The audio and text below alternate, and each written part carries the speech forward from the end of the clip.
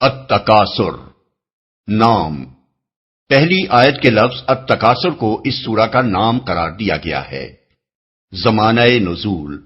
ابو حیان اور شوکانی کہتے ہیں کہ یہ تمام مفسرین کے نزدیک مکی ہے، اور امام سیوطی کا قول ہے کہ مشہور ترین بات یہی ہے کہ یہ مکی ہے، لیکن بعض روایات ایسی ہیں جن کی بنا پر اسے مدنی کہا گیا ہے، اور وہ یہ ہیں: ابن ابی حاتم نے ابو بریدہ رضی اللہ عنہ کی روایت نقل کی ہے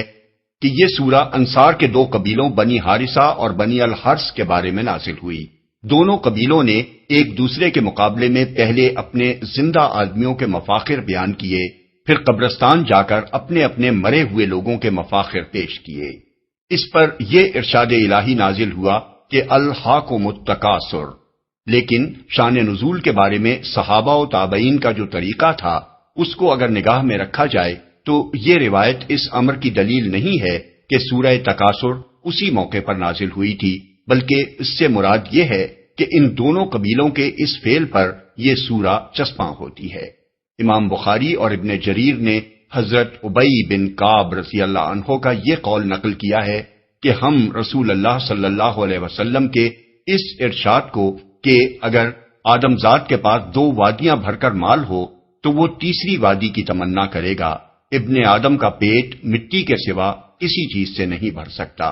قرآن میں سے سمجھتے تھے، یہاں تک کہ الہاکم التکاثر نازل ہوئی۔ اس حدیث کو سورہ تکاثر کے مدنی ہونے کی دلیل اس بنا پر قرار دیا گیا ہے کہ حضرت ابی مدینے میں مسلمان ہوئے تھے، مگر حضرت ابی کے اس بیان سے یہ بات واضح نہیں ہوتی کہ صحابہ کرام کس معنی میں حضور صلی اللہ علیہ وسلم کے اس ارشاد کو قرآن میں سے سمجھتے تھے۔ اگر اس کا مطلب یہ ہو کہ وہ اسے قرآن کی ایک آیت سمجھتے تھے تو یہ بات ماننے کے لائق نہیں ہے، کیونکہ صحابہ کی عظیم اکثریت ان اصحاب پر مشتمل تھی جو قرآن کے حرف حرف سے واقف تھے۔ ان کو یہ غلط فہمی کیسے لاحق ہو سکتی تھی کہ یہ حدیث قرآن کی ایک آیت ہے؟ اور اگر قرآن میں سے ہونے کا مطلب قرآن سے ماخوذ ہونا لیا جائے تو اس روایت کا مطلب یہ بھی ہو سکتا ہے کہ مدینہ طیبہ میں جو اصحاب داخل اسلام ہوئے تھے انہوں نے جب پہلی مرتبہ حضور صلی اللہ علیہ وسلم کی زبان مبارک سے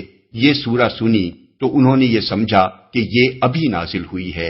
اور پھر حضور صلی اللہ علیہ وسلم کے مذکورہ بالا ارشاد کے متعلق ان کو یہ خیال ہوا کہ وہ اسی سورہ سے ماخوذ ہے۔ ابن جریر، ترمذی اور ابن المنذر وغیرہ محدثین نے حضرت علی رضی اللہ عنہ کا یہ قول نقل کیا ہے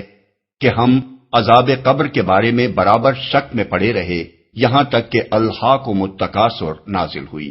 اس کو سورہ تکاثر کے مدنی ہونے کی دلیل اس بنا پر قرار دیا گیا ہے کہ عذاب قبر کا ذکر مدینے ہی میں ہوا تھا، مکے میں اس کا کوئی ذکر نہیں ہوا تھا، مگر یہ بات غلط ہے۔ قرآن کی مکی صورتوں میں بکثرت مقامات پر قبر کے عذاب کا ایسے صریح الفاظ میں ذکر کیا گیا ہے کہ شک کی گنجائش نہیں رہتی۔ مثال کے طور پر ملاحظہ ہو الانعام آیت 93، النحل 28، المومنون 99 اور 100، المومن 45 اور 46، یہ سب مکی صورتیں ہیں۔ اس لیے حضرت علی رضی اللہ عنہ کے ارشاد سے اگر کوئی چیز ثابت ہوتی ہے تو وہ یہ ہے کہ مذکورہ بالا مکی صورتوں کے نزول سے پہلے سورہ تکاثر نازل ہو چکی تھی، اور اس کے نزول نے عذاب قبر کے بارے میں صحابہ کے شک کو دور کر دیا تھا۔ یہی وجہ ہے کہ ان روایات کے باوجود مفسرین کی عظیم اکثریت اس کے مکی ہونے پر متفق ہے۔ ہمارے نزدیک صرف یہی نہیں کہ یہ مکی صورت ہے، بلکہ اس کا مضمون اور انداز بیان یہ بتا رہا ہے کہ یہ مکے کے ابتدائی دور کی نازل شدہ صورتوں میں سے ہے۔ موضوع اور مضمون، اس میں لوگوں کو اس دنیا پرستی کے برے انجام سے خبردار کیا گیا ہے جس کی وجہ سے وہ مرتے دم تک زیادہ سے زیادہ مال و دولت اور دنیاوی فائدے اور لذتیں اور جاہ و اقتدار حاصل کرنے اور اس میں ایک دوسرے سے بازی لے جانے اور انہی چیزوں کے حصول پر فخر کرنے میں لگے رہتے ہیں، اور اس ایک فکر نے ان کو اس قدر منہمک کر رکھا ہے کہ انہیں اس سے بالا تر کسی چیز کی طرف توجہ کرنے کا ہوش ہی نہیں ہے۔ اس کے برے انجام پر متنبہ کرنے کے بعد لوگوں کو یہ بتایا گیا ہے کہ یہ نعمتیں جن کو تم یہاں بے فکری کے ساتھ سمیٹ رہے ہو، یہ محض نعمتیں ہی نہیں ہیں بلکہ تمہاری آزمائش کا سامان بھی ہیں۔ ان میں سے ہر نعمت کے بارے میں تم کو آخرت میں جواب دہی کرنی ہوگی۔ بسم اللہ الرحمن الرحیم، شروع اللہ کے نام سے جو رحمان و رحیم ہے۔ الہاکم التکاثر حتی زرتم المقابر، تم لوگوں کو زیادہ سے زیادہ اور ایک دوسرے سے بڑھ کر دنیا حاصل کرنے کی دھن نے غفلت میں ڈال رکھا ہے، یہاں تک کہ اسی فکر میں تم لبے گور تک پہنچ جاتے ہو۔ غفلت میں ڈال رکھا ہے، اصل میں الہاکم التکاثر فرمایا گیا ہے، جس کے معنی میں اتنی وسعت ہے کہ ایک پوری عبارت میں بمشکل اس کو ادا کیا جا سکتا ہے۔ الہاکم لہو سے ہے، جس کے اصل معنی غفلت کے ہیں، لیکن عربی زبان میں یہ لفظ ہر اس شغل کے لیے بولا جاتا ہے جس سے آدمی کی دلچسپی اتنی بڑھ جائے کہ وہ اس میں منہمک ہو کر دوسری اہم تر چیزوں سے غافل ہو جائے۔ اس مادے سے جب الہاکم کا لفظ بولا جائے گا تو اس کا مطلب یہ ہوگا کہ کسی لہو نے تم کو اپنے اندر ایسا مشغول کر لیا ہے کہ تمہیں کسی اور چیز کا جو اس سے اہم تر ہے ہوش باقی نہیں رہا ہے، اسی کی دھن تم پر سوار ہے، اسی کی فکر میں تم لگے ہوئے ہو، اور اس انہماک نے تم کو بالکل غافل کر دیا ہے۔ تکاثر کثرت سے ہے اور اس کے 3 معنی ہیں۔ ایک یہ کہ آدمی زیادہ سے زیادہ کثرت حاصل کرنے کی کوشش کرے، دوسرے یہ کہ لوگ کثرت کے حصول میں ایک دوسرے سے بڑھ جانے کی کوشش کریں، تیسرے یہ کہ لوگ ایک دوسرے کے مقابلے میں اس بات پر فخر جتائیں کہ انہیں دوسروں سے زیادہ کثرت حاصل ہے۔ بس الہاکم التکاثر کے معنی ہوئے تکاثر نے تمہیں اپنے اندر ایسا مشغول کر لیا ہے کہ اس کی دھن نے تمہیں اس سے اہم تر چیزوں سے غافل کر دیا ہے۔ اس فقرے میں یہ تصریح نہیں کی گئی ہے کہ تکاثر میں کس چیز کی کثرت اور الہاکم میں کس چیز سے غافل ہو جانا مراد ہے، اور الہاکم یعنی تم کو غافل کر دیا ہے کہ مخاطب کون لوگ ہیں۔ اس عدم تصریح کی وجہ سے ان الفاظ کا اطلاق اپنے وسیع ترین مفہوم پر ہو جاتا ہے۔ تکاثر کے معنی محدود نہیں رہتے، بلکہ دنیا کے تمام فوائد و منافع، سامان عیش، اسباب لذت اور وسائل قوت و اقتدار کو زیادہ سے زیادہ حاصل کرنے کی سعی و جہد کرنا، ان کے حصول میں ایک دوسرے سے بڑھ جانے کی کوشش کرنا اور ایک دوسرے کے مقابلے میں ان کی کثرت پر فخر جتانا اس کے مفہوم میں شامل ہو جاتا ہے۔ اسی طرح الہاکم کے مخاطب بھی محدود نہیں رہتے، بلکہ ہر زمانے کے لوگ اپنی انفرادی حیثیت سے بھی اور اجتماعی حیثیت سے بھی اس کے مخاطب ہو جاتے ہیں۔ اس کا مطلب یہ ہو جاتا ہے کہ زیادہ سے زیادہ دنیا حاصل کرنے اور اس میں ایک دوسرے سے بڑھ جانے اور دوسروں کے مقابلے میں اس پر فخر جتانے کی دھن افراد پر بھی سوار ہے اور اقوام پر بھی۔ اسی طرح الہاکم التکاثر میں چونکہ اس امر کی صراحت نہیں کی گئی کہ تکاثر نے لوگوں کو اپنے اندر منہمک کر کے کس چیز سے غافل کر دیا ہے، اس لیے اس کے مفہوم میں بھی بڑی وسعت پیدا ہو گئی ہے۔ اس کے معنی یہ ہیں کہ لوگوں کو اس تکاثر کی دھن نے ہر اس چیز سے غافل کر دیا ہے جو اس کی بنسبت اہم تر ہے۔ وہ خدا سے غافل ہو گئے ہیں، عاقبت سے غافل ہو گئے ہیں، اخلاقی حدود اور اخلاقی ذمہ داریوں سے غافل ہو گئے ہیں، حقداروں کے حقوق اور ان کی ادائیگی کے معاملے میں اپنے فرائض سے غافل ہو گئے ہیں۔ انہیں معیار زندگی بلند کرنے کی فکر ہے، اس بات کی کوئی فکر نہیں کہ معیار آدمیت کس قدر گر رہا ہے۔ انہیں زیادہ سے زیادہ دولت چاہیے،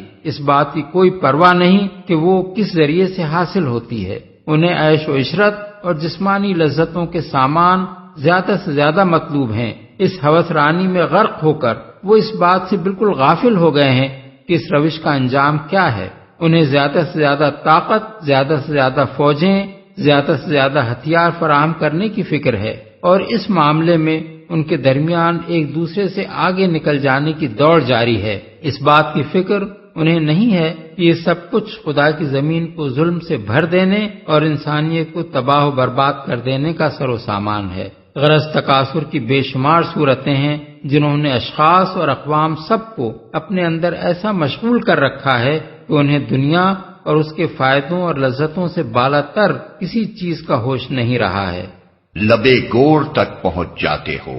یعنی تم اپنی ساری عمر اسی کوشش میں کھپا دیتے ہو اور مرتے دم تک یہ فکر تمہارا پیچھا نہیں چھوڑتی كلا سوف تعلمون ثم كلا سوف تعلمون ہرگز نہیں، ان قریب تم کو معلوم ہو جائے گا. پھر سن لو، ہرگز نہیں، ان قریب تم کو معلوم ہو جائے گا. تم کو معلوم ہو جائے گا.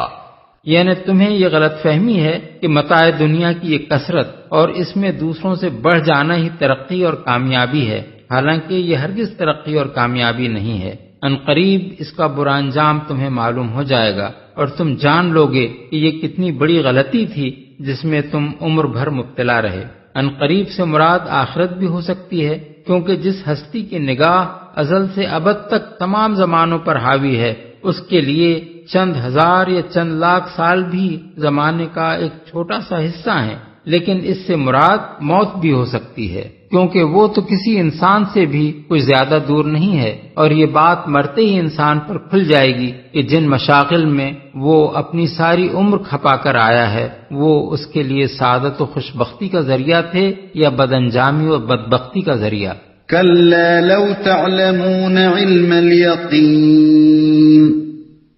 لترون الجحيم ثم لترونها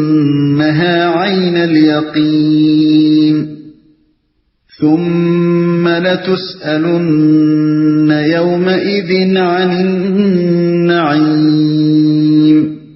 ہرگز نہیں، اگر تم یقینی علم کی حیثیت سے اس روش کے انجام کو جانتے ہوتے تو تمہارا یہ طرز عمل نہ ہوتا.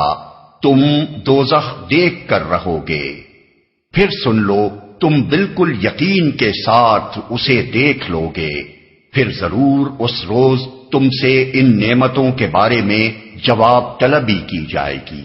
اس فقرے میں پھر کا لفظ اس معنی میں نہیں ہے کہ دوزخ میں ڈالے جانے کے بعد جواب طلبی کی جائے گی، بلکہ اس کا مطلب یہ ہے کہ پھر یہ خبر بھی ہم تمہیں دیے دیتے ہیں کہ تم سے ان نعمتوں کے بارے میں سوال کیا جائے گا، اور ظاہر ہے کہ یہ سوال عدالت الہی میں حساب لینے کے وقت ہوگا. اس کی سب سے بڑی دلیل یہ ہے کہ متعدد احادیث میں رسول اللہ صلی اللہ علیہ وسلم سے یہ بات منقول ہے کہ اللہ تعالیٰ نے جو نعمتیں بندوں کو دی ہیں ان کے بارے میں جواب دہی مومن و کافر سبھی کو کرنی ہوگی. یہ الگ بات ہے کہ جن لوگوں نے کفران نعمت نہیں کیا اور شکر گزار بن کر رہے وہ اس محاسبے میں کامیاب رہیں گے، اور جن لوگوں نے اللہ کی نعمتوں کا حق ادا نہیں کیا اور اپنے قول یا عمل سے یا دونوں سے ان کی ناشکری کی وہ اس میں ناکام ہوں گے. حضرت جابر بن عبداللہ کی روایت ہے کہ رسول اللہ صلی اللہ علیہ وسلم ہمارے ہاں تشریف لائے اور ہم نے آپ کو تر و تازہ کھجوریں کھلائیں اور ٹھنڈا پانی پلایا. اس پر حضور نے فرمایا، یہ ان نعمتوں میں سے ہیں جن کے بارے میں تم سے سوال کیا جائے گا. بحوالہ مسند احمد، نسائی، ابن جریر، ابن المنذر، ابن مردویہ، عبد بن حمید، بیہقی فی الشعب. حضرت ابو ہریرہ کی روایت ہے کہ رسول اللہ صلی اللہ علیہ وسلم نے حضرت ابو بکر اور حضرت عمر سے کہا، چلو ابو الحسم بن التیہان انصاری کے ہاں چلیں. چنانچہ ان کو لے کر آپ ابن التیہان کے نخلستان میں تشریف لے گئے. انہوں نے لا کر کھجوروں کا ایک خوشہ رکھ دیا. حضور نے فرمایا، تم خود کیوں نہ کھجوریں توڑ لائے؟ انہوں نے عرض کیا، میں چاہتا تھا کہ آپ حضرات خود چھانٹ چھانٹ کر کھجوریں تناول فرمائیں. چنانچہ انہوں نے کھجوریں کھائیں اور ٹھنڈا پانی پیا. فارغ ہونے کے بعد حضور نے فرمایا، اس ذات کی قسم جس کے ہاتھ میں میری جان ہے، یہ ان نعمتوں میں سے ہے جن کے بارے میں تمہیں قیامت کے روز جواب دہی کرنی ہوگی. یہ ٹھنڈا سایہ، یہ ٹھنڈی کھجوریں، یہ ٹھنڈا پانی. اس قصے کو مختلف طریقوں سے مسلم، ابن ماجہ، ابو داؤد، ترمذی، نسائی، ابن جریر اور ابو یعلا وغیرہ نے حضرت ابو ہریرہ سے نقل کیا ہے، جن میں سے بعض میں ان انصاری بزرگ کا نام لیا گیا ہے اور بعض میں صرف انصار میں سے ایک شخص کہا گیا ہے. اس قصے کو مختلف طریقوں سے متعدد تفصیلات کے ساتھ ابن ابی حاتم نے حضرت عمر سے اور امام احمد نے ابو عصیب رسول اللہ صلی اللہ علیہ وسلم کے آزاد کردہ غلام سے نقل کیا ہے. ابن حبان اور ابن مردویہ نے حضرت عبداللہ بن عباس سے ایک روایت نقل کی ہے جس سے معلوم ہوتا ہے کہ قریب قریب اسی طرح کا واقعہ حضرت ابو ایوب انصاری کے ہاں پیش آیا تھا۔ ان احادیث سے یہ بات واضح ہو جاتی ہے کہ سوال صرف کفار ہی سے نہیں، مومنین صالحین سے بھی ہوگا۔ رہی خدا کی وہ نعمتیں جو اس نے انسان کو عطا کی ہیں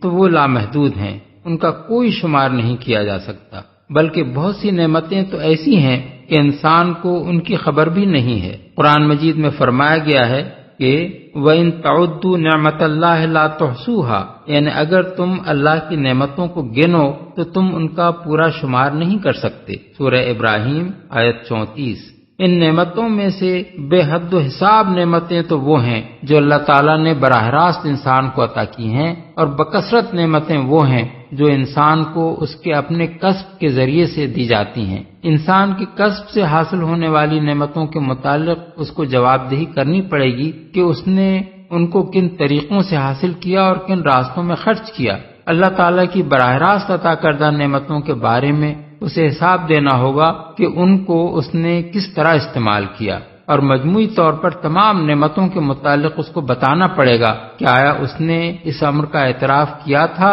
کہ یہ نعمتیں اللہ کی عطا کردہ ہیں اور ان پر دل، زبان اور عمل سے اس کا شکر ادا کیا تھا، یا یہ سمجھا تھا کہ یہ سب کچھ اسے اتفاقاً مل گیا ہے، یا یہ خیال کیا تھا کہ بہت سے خدا ان کے عطا کرنے والے ہیں، یا یہ عقیدہ رکھا تھا کہ یہ ہیں تو خدا ہی کی نعمتیں مگر ان کے عطا کرنے میں بہت سی دوسری ہستیوں کا بھی دخل ہے، اور اس بنا پر انہیں معبود ٹھہرا لیا تھا اور انہی کے